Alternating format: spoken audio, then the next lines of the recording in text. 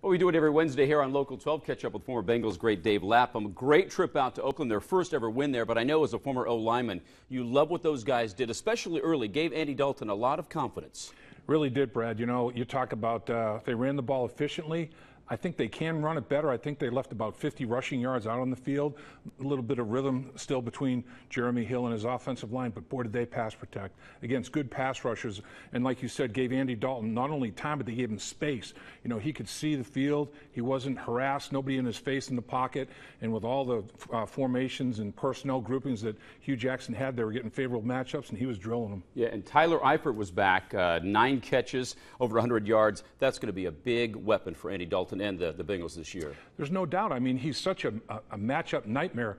He's too big for corners and safeties, just jumps over them, too fast for linebackers. You know, he's going to start to draw some bracket coverage where they'll have linebacker and safety over the top on him. And when you decide to do that, now you're picking your poison where you can't roll that safety out there to cover A.J. Green and double cover him, or Marvin Jones or Mohamed Sanu, whoever it is. So they have so many weapons, and Andy Dalton's going to be really good pre-snap, trying to see where his best matchup is. Defensively, did a great job tackling. That's a Raiders team that has some pretty solid weapons. Your impressions on that side of the ball? I thought for the first regular season game, Brad, that was really, really good, really solid.